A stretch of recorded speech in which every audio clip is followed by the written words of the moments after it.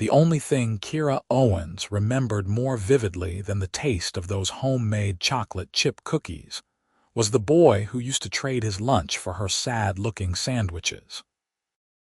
20 years later, standing in front of her cramped studio apartment with an eviction notice in hand, she wondered what had happened to that kind-hearted kid from elementary school. Her phone buzzed with another rejection email from a gallery downtown. Kira crumpled the eviction notice and tossed it onto the pile of unpaid bills crowding her kitchen counter. The life of a struggling artist in New York City was supposed to be romantic and inspiring, but mostly it was just exhausting. She glanced at the canvases stacked against every available wall space, each one a piece of her soul that no one seemed to want. The gallery opening tonight was her last shot. Her friend Marcus had convinced the owner to let her display 3 pieces in a group exhibition. It was not much, but it was something. Kira pulled on her only decent dress, a black number she had owned since college, and grabbed her portfolio bag. The subway ride to Chelsea gave her too much time to think. She remembered those lunch trades with perfect clarity. His name was Daniel, and he always had the best lunches because his grandmother packed them with love. Kira's single mother worked 3 jobs and barely had time to sleep, let alone make elaborate meals. Most days, Kira brought whatever she could slap together, usually a sad peanut butter sandwich or crackers. But Daniel never made her feel bad about it. He would slide his Tupperware across the cafeteria table with a grin and say he was tired of fancy food. Even at 8 years old, she knew he was lying to make her feel better. Those trades continued through 5th grade until his family moved away. She never saw him again. The gallery was already buzzing with people when Kira arrived.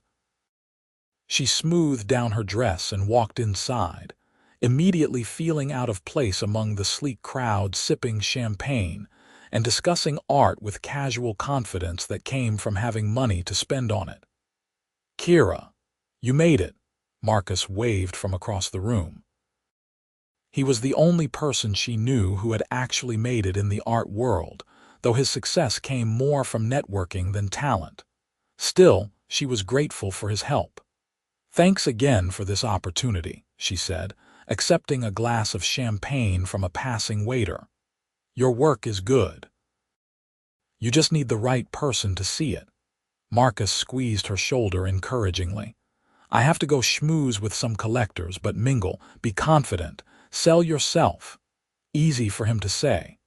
Kira wandered through the gallery, pausing occasionally to study other artists' work. Some of it was genuinely good. Some of it looked like something her nephew could have created with finger paints.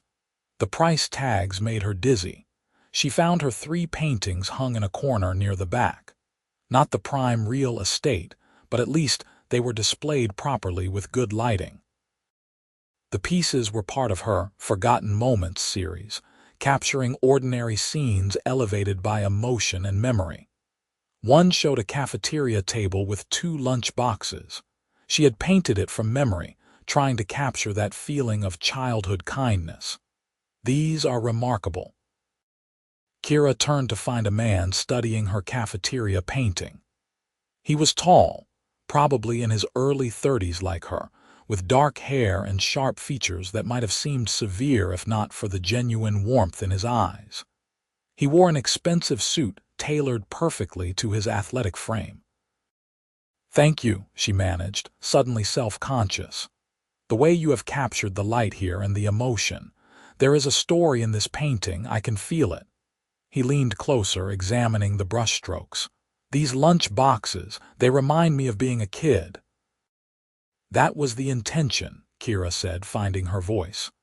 "I wanted to capture those small moments from childhood that stay with you." The man turned to her fully and something flickered across his face. Recognition. No, that was impossible. "Did you paint this from memory or imagination?" "Memory. I used to trade lunches with a friend in elementary school. He always had the best food, but he would trade with me anyway. She did not know why she was telling this stranger such personal details. His expression shifted into something she could not quite read. "What was your friend's name?" "Daniel." "Why?" The man extended his hand, a slow smile spreading across his face. "Daniel Grant, and you must be Kira Owens." The gallery seemed to tilt slightly. Kira stared at the hand, then at his face, searching for traces of the 8-year-old boy she remembered. The kind eyes were the same. Danny Grant." "Nobody has called me Danny in 20 years, he said, still holding out his hand. She shook it, her mind reeling. "I painted you. I painted us. And you are here looking at it. What are the odds in a city of 8 million people?" "Pretty astronomical." Daniel did not let go of her hand right away. "But I have been following the New York art scene for a while now. I collect, among other things." "You collect art?" Kira tried to reconcile this sophisticated man with the little boy who used to share his grandmother's cookies. "I collect a lot of things, but art is a passion of mine." He finally released her hand and gestured to her paintings. "These are special, Kira. Really special. The emotion is raw and honest in a way that most contemporary art is not." A woman in a designer dress interrupted them, touching Daniel's arm possessively. "There you are. The owner wants to introduce you to an artist from Berlin." "In a moment, Rachel." Daniel's tone was polite but dismissive. Rachel's eyes narrowed as she assessed Kira, clearly finding her lacking. "Do not be too long. You know how important these connections are." She walked away, her heels clicking on the hardwood floor. "Girlfriend?" Kira asked before she could stop herself. "Business associate. She handles PR for my company." Daniel pulled out his phone. "Can I get your number?" "I would love to catch up properly, not in the middle of this chaos." They exchanged information, and Kira felt like she was floating. This could not be real. Daniel Grant, her lunch buddy from elementary school, was here admiring her art and asking for her phone number. "I have to ask," she said. "What do you do? You mentioned a company." "I am in commercial real estate development, Grant Properties. We develop luxury residential and commercial spaces primarily in Manhattan and Brooklyn." He said it casually, like it was no big deal. Kira's stomach dropped. Grant Properties. She had seen that name everywhere, on construction sites and buildings all over the city. They were one of the biggest development companies in New York, which meant Daniel was not just successful. He was wealthy beyond anything she could imagine. "You own Grant Properties?" "I founded it, yes. Took over some projects from my father's construction company and expanded." Daniel glanced at the woman hovering nearby, clearly waiting for him. "I really do need to go, but I will call you soon. I want to hear everything about what you have been doing for the last 20 years. He reached into his jacket and pulled out a business card, pressing it into her hand. Then he did something unexpected. He pointed to a small red dot that a gallery employee was placing next to her cafeteria painting. "I just bought it," Daniel said quietly. "All 3 pieces, actually.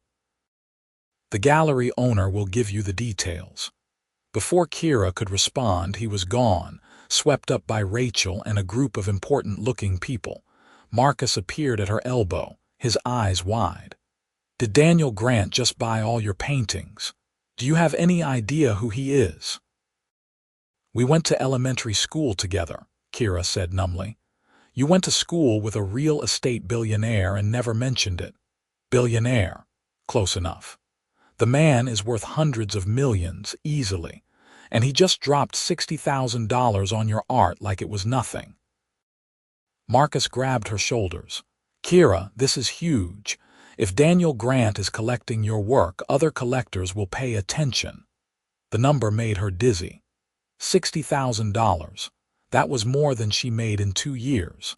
That was her rent paid, her credit cards cleared, her student loans managed. That was breathing room she had not had since graduating from art school. But it was also Daniel. Her Danny from elementary school who used to trade his good lunches for her terrible ones. Had he bought her art because he remembered their friendship, or because he genuinely thought it was good? Kira spent the rest of the evening in a daze, talking to people who suddenly found her interesting now that Daniel Grant had validated her work. She answered questions and accepted congratulations, but her mind was elsewhere. Her phone rang while she was on the subway home. Unknown number. Hello. Kira, it is Daniel. I hope it is not too late to call. Her heart jumped. No, not at all. I am just heading home from the gallery. I wanted to apologize if I made things awkward by buying your paintings. I know how it might look, like I was doing you a favor because we knew each other as kids. His voice was warm, genuine. But I need you to understand I bought them because they are exceptional. The fact that you painted them is just a bonus. I appreciate that. Honestly, I am still processing everything. This has been the strangest night of my life. Tell me about it. I walked into a gallery and found the girl who used to share her crackers with me when I finished my lunch too fast. He laughed. You probably do not remember that. I do, actually. You were always hungry. Growing boy. My grandmother used to pack huge lunches, but I could eat twice that. There was a pause. Kira, I meant what I said about wanting to catch up. Are you free for dinner tomorrow night? She almost laughed. She was free every night. Her social calendar consisted of painting alone in her apartment. Yes, I am free. Perfect. I will pick you up at 7. Text me your address. After they hung up, Kira stared at her phone for a long moment. This was insane. 20 years after losing touch, Daniel Grant walked back into her life as a billionaire art collector who had just bought her paintings. And now they were going to dinner. She looked at her reflection in the dark subway window. Her dress was wrinkled, her makeup faded, and her hair had frizzed in the humidity. Tomorrow, she would need to look presentable for dinner with possibly the richest man she had ever known. The eviction notice was still on her counter when she got home, but it did not seem quite so threatening anymore. The gallery would process the payment from the art sale within a week. She would have money. Real money. Enough to keep her apartment and focus on painting without constantly worrying about survival. Kira pulled out her phone and looked up Daniel Grant. The search results were extensive. Articles about his business deals, photos from charity events, mentions in real estate publications. He was even better looking in person than in the professional photos. And nowhere did it mention a girlfriend or wife. She stayed up too late reading about his success. How he had turned his father's small construction company into a real estate empire. How he was known for renovating historic buildings instead of tearing them down. How he was one of the most eligible bachelors in New York, though he kept his personal life intensely private. The next morning, Kira woke to find several missed calls from galleries and collectors. Word had spread fast. By noon, she had 3 offers for commissions and 2 galleries requesting meetings. It was surreal how one sale to the right person could change everything. She spent the afternoon agonizing over what to wear. Her wardrobe was pathetic, mostly paint-stained jeans and old T-shirts. Finally, she settled on dark jeans and a silk blouse she had bought on sale years ago. It would have to do. Daniel arrived exactly at 7, driving himself in a sleek black car that probably cost more than most people's houses. He got out to greet her, dressed more casually than the previous night in dark slacks and a button-down shirt with the sleeves rolled up. "You look great," he said, opening the passenger door for her. "So do you. This is a nice car." She settled into the leather seat, trying not to feel completely out of her depth.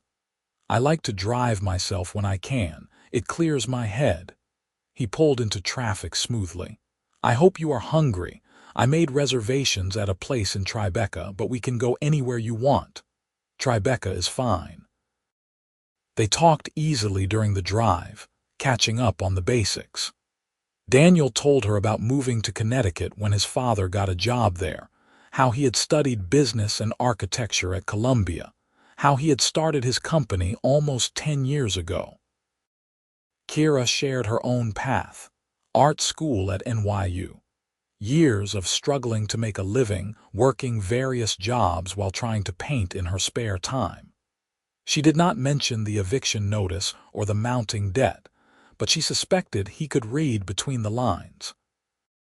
The restaurant was the kind of place Kira had walked past 100 times but never imagined entering. The host greeted Daniel by name and led them to a private table near the back. "You come here often?" Kira asked, studying the menu without prices. "Sometimes, for business dinners." "But tonight is not business. Tonight is catching up with an old friend." Daniel smiled at her over his menu. "Order whatever you want. I recommend the salmon, but everything here is good." Over dinner, their conversation deepened. Daniel asked about her art, genuinely interested in her process and inspiration. Kira found herself opening up in a way she rarely did, explaining how she tried to capture emotional truth rather than physical accuracy. "That is why your work resonates," Daniel said. "You are not just painting what things look like.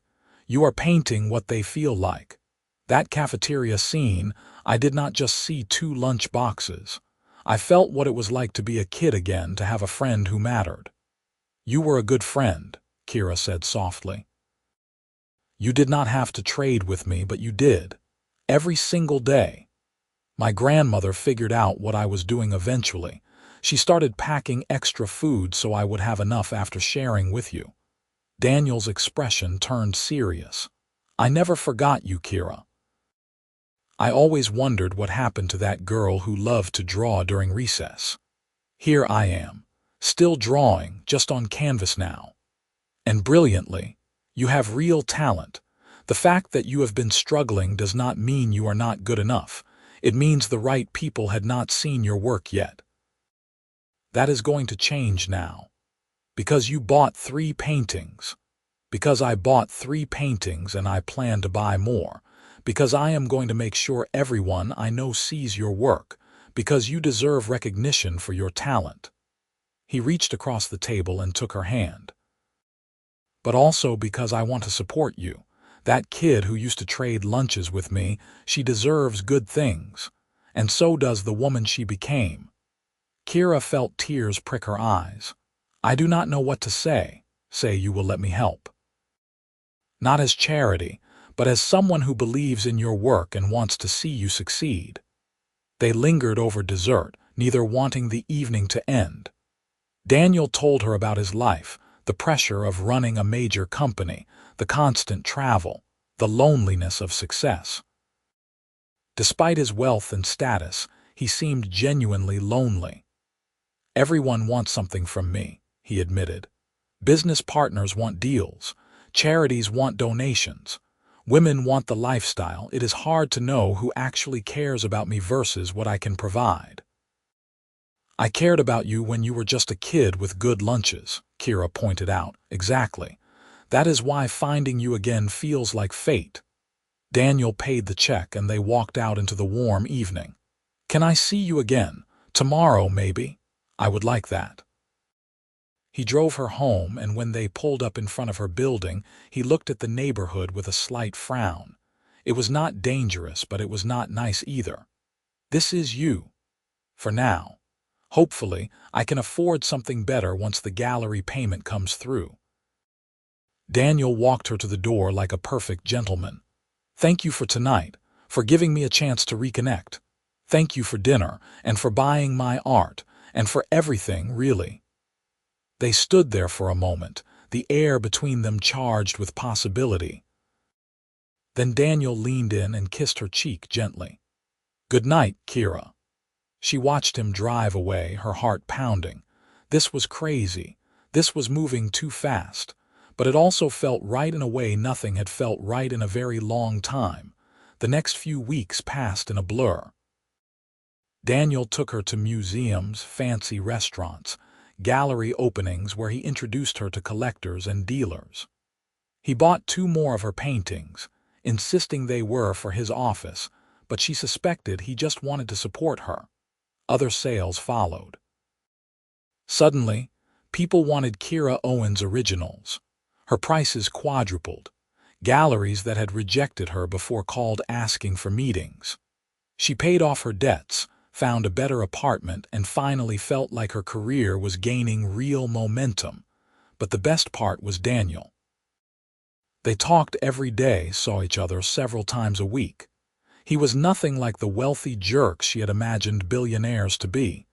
He was kind, thoughtful, funny. He remembered little details about things she mentioned, and surprised her with her favorite coffee or books he thought she would enjoy. One evening, Daniel picked her up in his car without telling her where they were going. They drove out of Manhattan, across the bridge into Brooklyn. "Where are we going?" Kira asked. "You will see. It is a surprise." They pulled up in front of an old industrial building in a neighborhood that was clearly gentrifying. Daniel led her inside through a lobby being renovated up a freight elevator to the top floor. He unlocked a door and gestured for her to enter first. Kira stepped into the most beautiful space she had ever seen. It was a massive loft with soaring ceilings, exposed brick walls, huge windows letting in golden evening light. It was completely empty except for a few of her paintings hung on one wall. "What is this place?" she breathed. "It is yours if you want it." Daniel walked to the center of the space. "This building is one of my projects. We are converting it into live workspaces for artists. This is the largest unit, and I thought it would be perfect for you. Studio space here, living area there. You could finally have room to really work." "Daniel, I cannot afford something like this." "You are not paying. This is a gift." Kira turned to face him. "I cannot accept this." "It is too much." "Why? Because we have only been reconnecting for a few weeks. Because you think I have ulterior motives." Daniel stepped closer. "Kira, I have wanted to give you the world since I was 8 years old sharing my lunch. Now I actually can. Let me do this." "This is not a lunch, Daniel. This is a multi-million-dollar property. And I own the entire building. One unit means nothing to me financially but could mean everything to your art career." He took her hands. "Please, let me help you. You have so much talent, and you have been held back by lack of space and resources. Imagine what you could create here." She looked around the space again, imagining her canvases spread out, proper lighting, room to work on multiple pieces at once. She could have students here, teach classes, really establish herself. It was everything she had ever wanted. "Why are you doing this?" Daniel was quiet for a moment. "Because I am falling in love with you." "Because I have been falling in love with you since we were kids, and finding you again feels like getting a second chance at something I did not even know I had lost. Because when I imagine my future, you are in it, and I want that future to be as bright as possible for both of us." Kira's breath caught. "You are in love with me, completely, stupidly. Probably too fast, but I do not care." He cupped her face gently. "Tell me you feel it too. Tell me this is not just me being crazy." "You are not crazy." She leaned into his touch. "I feel it too. I have been falling for you every day, every conversation, every moment we spend together. You make me feel seen in a way nobody else ever has." Daniel kissed her then, soft and sweet and full of promise. Kira kissed him back, wrapping her arms around his neck, letting herself fall completely into the moment. When they finally broke apart, both were smiling. "So you will take the loft?" Daniel asked, "on one condition. I pay rent. Even if it is subsidized, I need to contribute something. I need to feel like I earned this space, not just accepted it as a handout. Deal. Though I reserve the right to spend as much time here as you will allow. I think I can live with that." They spent the evening planning how she would set up the space, where different areas would go, what kind of equipment she needed. Daniel promised to have the unit ready within 2 weeks, expediting the renovations. True to his word, the loft was finished quickly. Kira moved in with Daniel's help, though his idea of helping mostly involved hiring professional movers and designers. Still, he showed up in jeans and a t-shirt, rolling up his sleeves to help unpack boxes and hang paintings. "I like seeing you like this," Kira said, watching him assemble a bookshelf. "Like what? Normal. Just a guy helping someone move, not a billionaire real estate developer." Daniel laughed. "I am still just a guy, Kira. I just happen to have a lot of money. But at the end of the day, I put my pants on one leg at a time like everyone else." "Expensive pants, though." "Okay, yes, very expensive pants." They ordered pizza and ate sitting on the floor, surrounded by boxes, and Kira could not remember being happier. This was what she wanted. Not the fancy restaurants or glamorous events, but moments like this. Simple, real, comfortable. As summer turned to fall, their relationship deepened. Daniel introduced her to his family, his grandmother who remembered packing those lunches all those years ago. The old woman cried when she met Kira, pulling her into a tight hug. "I always wondered about the little girl my Danny talked about," she said. "He told me about your lunches, how you needed good food. I am glad he found you again." Kira met Daniel's parents, who were warm and welcoming despite their wealth. His mother was particularly interested in Kira's art, commissioning a piece for their home.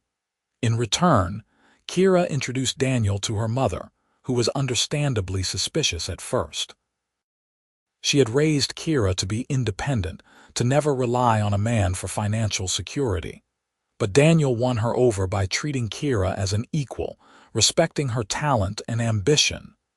"He is a good man," her mother admitted after dinner. "I can see he loves you.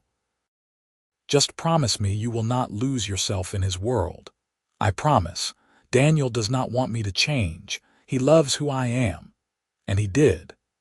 Daniel attended her gallery shows, promoted her work to his wealthy friends, but never tried to control her artistic vision. He understood that her art came from a place of struggle and emotion, and he did not try to sand down those rough edges. Kira's career took off in ways she had never imagined.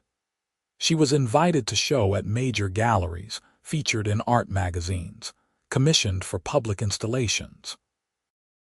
The money was good, really good, though it would never approach Daniel's level of wealth. She did not care.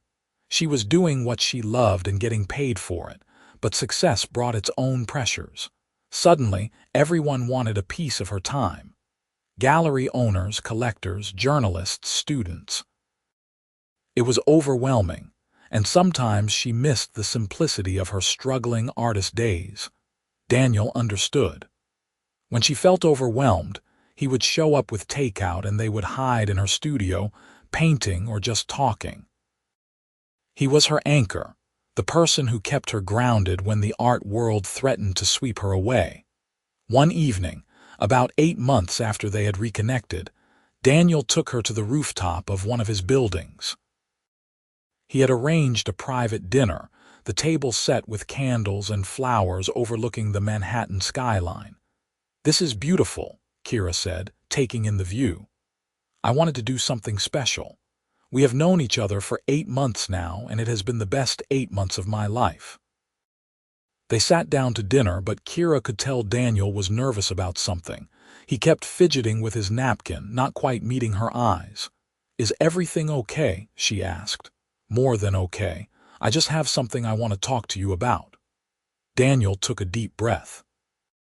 "I know this might seem fast, but nothing about us has been conventional. We were friends as kids, lost touch for 20 years, and then found each other again in the most unlikely way. And these past months with you have been everything I did not know I was missing." He stood up and pulled out a small velvet box from his pocket. Kira's heart started pounding. "I am not asking you to marry me tonight," Daniel said quickly. But I want you to know that is where I see this going. I want a future with you, Kira. I want to wake up next to you every morning. I want to support your art and watch you create beautiful things. I want to have a family with you, build a life together. And I wanted to give you this as a promise of those intentions. He opened the box to reveal a stunning ring, a sapphire surrounded by diamonds. This was my grandmother's ring. She gave it to me years ago and told me to save it for someone special, someone who saw me, not my money or status. You are that person, Kira. You always have been. Tears streamed down Kira's face. Daniel, I do not know what to say. Say you see a future with me too. Say you will think about being my wife someday when you are ready. No pressure, no timeline, just possibility. Yes, yes, I see a future with us. I want all of that. She let him slip the ring onto her finger. It fit perfectly. Daniel pulled her into his arms, kissing her deeply. I love you so much. You have made me happier than I ever thought possible. I love you too, even without the fancy dinners and penthouse views and private rooftop proposals. She smiled through her tears, though those do not hurt. They stood on that rooftop for hours, talking about their future. Daniel wanted at least 2 kids, maybe 3. He wanted to step back from the day-to-day operations of his company eventually, focus on philanthropic work. He wanted to travel with her, show her the world beyond New York. Kira shared her own dreams. She wanted to open a studio space for underprivileged kids, teach them that art could be a viable career path. She wanted to keep creating work that mattered, that spoke to people's hearts. And yes, she wanted a family. She wanted to give her children the kind of stable, loving home she had not had growing up. Their visions aligned perfectly. 2 people who had started from such different places, but wanted the same things in the end. The proposal, though unofficial, made headlines when they went public with their relationship. The press loved the story. Billionaire real estate developer reunited with childhood friend, who became a struggling artist he championed. It was romantic and dramatic, the kind of tale people wanted to believe. Kira handled the media attention as gracefully as she could, though it was uncomfortable being in the spotlight. Daniel shielded her as much as possible, his PR team managing most of the inquiries. 6 months later, on a quiet Sunday morning in her studio, Daniel found Kira working on a new piece. She had paint in her hair and was completely absorbed in her work, the way she always got when inspiration struck. He watched her for a moment, overwhelmed by love for this woman who had walked back into his life and changed everything. "Marry me," he said. Kira turned, startled. "What? Marry me? I know I said no pressure, no timeline, but I cannot wait any longer. I want you to be my wife. I want to start our life together officially. Marry me, Kira." She set down her paintbrush, a slow smile spreading across her face. "Yes, yes, absolutely yes." Daniel crossed the room in 3 strides, lifting her up and spinning her around. Paint smeared across his expensive shirt, but neither of them cared. They kissed, laughing, already planning their future. They got married 3 months later in a ceremony that somehow managed to be both elegant and intimate. Kira wore a simple white dress she designed with a local designer, nothing ostentatious. Daniel wore a classic suit. They exchanged vows in the garden of his grandmother's house in Connecticut, surrounded by close friends and family. His grandmother cried through the entire ceremony. Kira's mother, who had never been one for emotional displays, dabbed at her eyes with a tissue. It was perfect. The reception was held in a restored barn on the property, filled with Kira's artwork and soft lighting. They danced to old songs, cut a cake that was more buttercream than beautiful, and laughed with people they loved. During their first dance, Daniel whispered in her ear, "Thank you for giving the kid with the good lunches a chance." Thank you for seeing past the girl with the sad sandwiches and recognizing who she would become. I always knew you would be extraordinary. I just did not realize how extraordinary until I saw that painting in the gallery. Life after the wedding settled into a beautiful rhythm. They lived primarily in a penthouse Daniel owned, but Kira kept her studio space in Brooklyn for work. Daniel cut back his hours at the company, delegating more to his management team so he could spend time with his wife. They traveled to Paris, Tokyo, Barcelona, always seeking out local art scenes and museums. Daniel commissioned pieces from artists they met, helping launch careers the way he had helped launch Kira's. It became their shared passion, identifying talented artists who needed support and providing it. 2 years into their marriage, Kira got pregnant. The news came on an ordinary Tuesday, but it felt like the most extraordinary moment of her life. She told Daniel over dinner, sliding the positive pregnancy test across the table. He stared at it for a long moment before looking up at her with tears in his eyes. "We are having a baby. We are having a baby." Daniel came around the table and knelt in front of her, placing his hands on her still flat stomach. "Hello in there. This is your dad. I am going to do my best to be someone you are proud of." Pregnancy suited Kira. She glowed, according to everyone who saw her. She painted throughout her pregnancy, creating a new series called Becoming that explored transformation and growth. The pieces sold immediately, collectors fighting for the chance to own them. Daniel was an attentive husband, perhaps overly so. He worried constantly, insisted she rest more, tried to do everything for her. It was sweet but occasionally smothering. "I am pregnant, not fragile," Kira reminded him when he tried to carry her groceries, her purse, and her painting supplies simultaneously. "I know, I just want to take care of you. You do.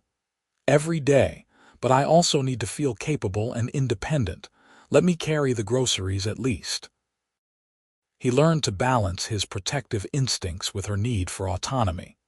They took prenatal classes together, painted the nursery together, argued over names together. It was normal and mundane and absolutely perfect. Their daughter was born on a snowy January morning. Kira went into labor at midnight, and by dawn they had a healthy baby girl with Daniel's dark hair and Kira's green eyes. They named her Grace, after Daniel's grandmother who had packed those lunches so many years ago. Holding his daughter for the first time, Daniel wept openly. "She is perfect." "You are perfect. I cannot believe this is my life." Kira, exhausted but elated, smiled at her husband holding their baby. "We made a pretty good team. The best team. Grace was an easy baby, or maybe they were just lucky new parents. She slept reasonably well, ate well, and had a sunny disposition that made everyone who met her smile." Daniel's grandmother visited constantly, thrilled to have a namesake and see her grandson so happy. Kira's mother, who had worked so hard raising Kira alone, finally allowed herself to relax and enjoy being a grandmother. She retired from her jobs and spent her days helping with Grace, giving Kira time to continue painting, because Kira did continue painting. She had a career she loved and was not about to abandon it, even with a new baby. Daniel supported this completely, hiring a nanny to help so Kira could maintain her studio time. They worked as a team, sharing night wakings and diaper changes, making parenting decisions together. When Grace was 6 months old, Kira opened the art education center she had dreamed about.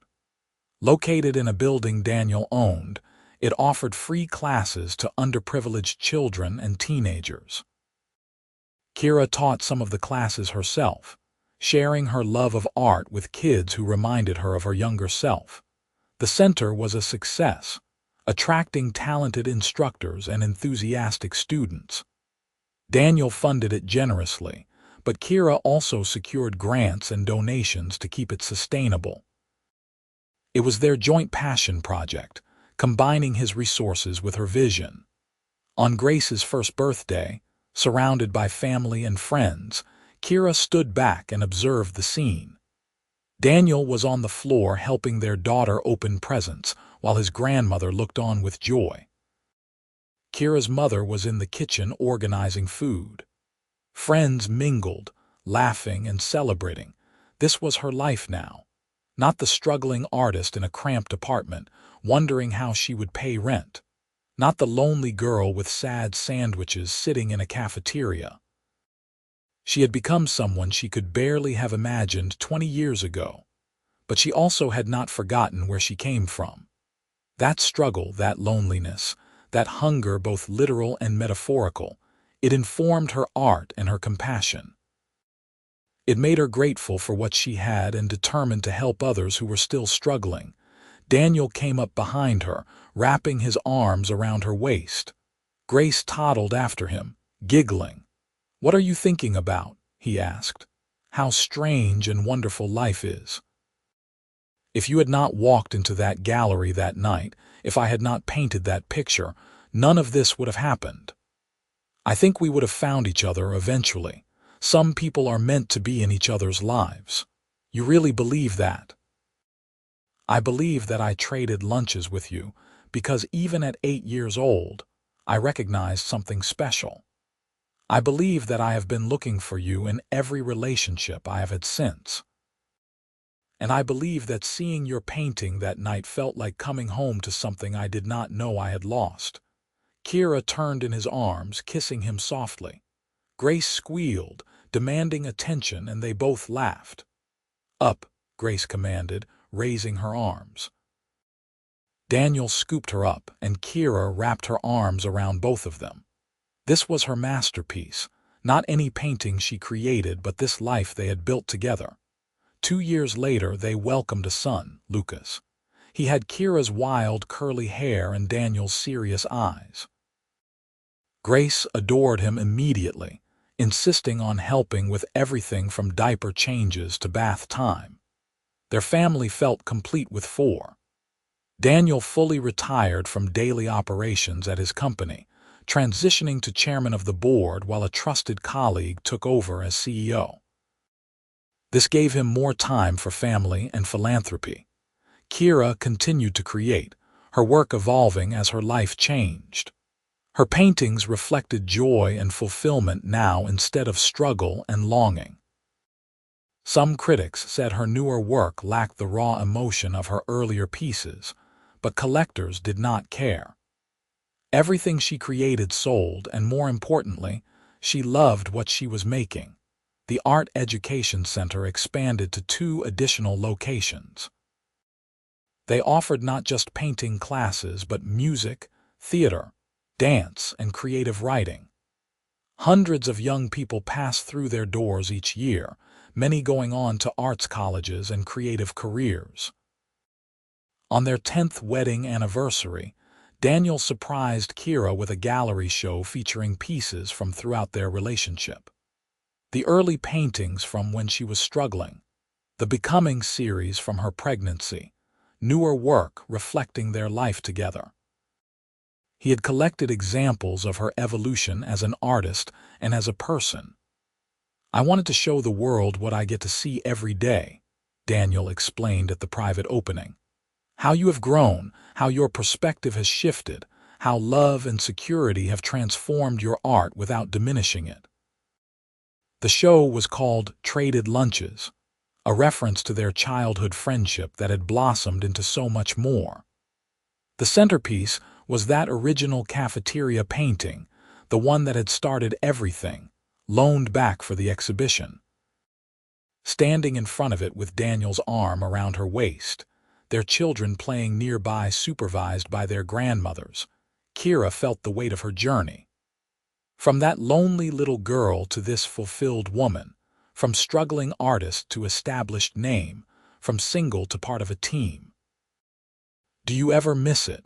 Daniel asked quietly. "The struggle, the hunger, the edge that came from fighting for everything." "Sometimes," Kira admitted. There was a purity to creating when I had nothing to lose, but I would not trade what we have for anything.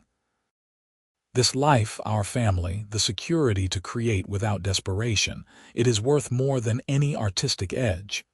You are still creating powerful work, different work, happier work. That is okay. Not every artist needs to suffer for their art. I spent enough years suffering. Now I get to create from a place of joy. Daniel kissed her temple. I am glad I could be part of that transformation. You did not just participate, you made it possible. That night at the gallery, you gave me more than money for my paintings. You gave me hope. You reminded me that someone saw value in what I created. And then you loved me enough to let me figure out what I wanted to be. As the years passed, their life continued in its beautiful rhythm. Grace grew into a thoughtful, artistic teenager who showed promise as a photographer. Lucas was more analytical, interested in building and engineering like his father. They were different children but equally loved. Daniel's grandmother passed away peacefully at 92, surrounded by family. At her funeral, Daniel spoke about how her simple act of packing good lunches had changed his life by allowing him to help a friend who needed it. How that kindness had rippled forward through the decades into the life he now lived. Kira's mother, healthier and happier than she had ever been during Kira's childhood, remained actively involved in their lives. She never let them forget where they came from, keeping them grounded despite their wealth. The Art Education Center became Kira's primary focus as her children grew more independent. She painted less but taught more, finding fulfillment in nurturing the next generation of artists. Some of her students went on to prestigious schools and successful careers. Others simply learned to express themselves creatively. Both outcomes felt equally important. Daniel's philanthropic work expanded beyond just supporting the arts. He funded affordable housing projects, homeless shelters, food banks. Having grown up with privilege but remembering Kira's struggles, he was passionate about addressing economic inequality.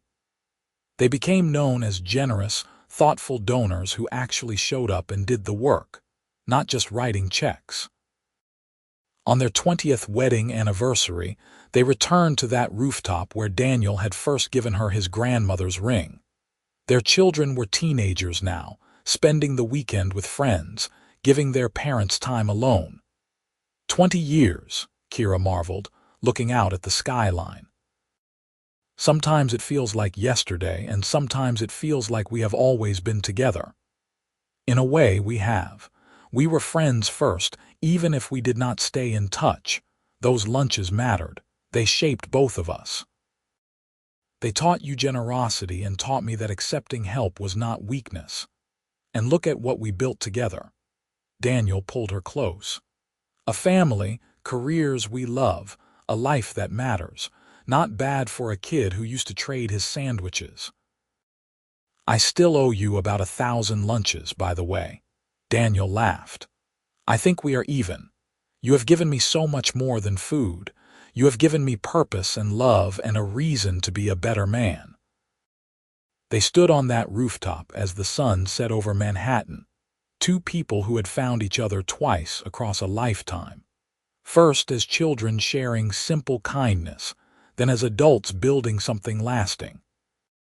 Below them, the city teemed with millions of people pursuing their own dreams, facing their own struggles. Somewhere down there was probably another struggling artist wondering if they would ever make it, another lonely person hoping for connection. Kira and Daniel could not help everyone, but they helped who they could. They paid forward the kindness they had shared so many years ago. As the sky turned from gold to purple to deep blue, Kira leaned her head on Daniel's shoulder. I love you. I loved you when you were just a kind boy with good lunches, and I love you now as the man who made all my dreams possible. I love you too. Thank you for seeing past the money and status to the person underneath. Thank you for letting me be part of your journey. They went home to their penthouse, filled with Kira's paintings and photographs of their family and memories of a life well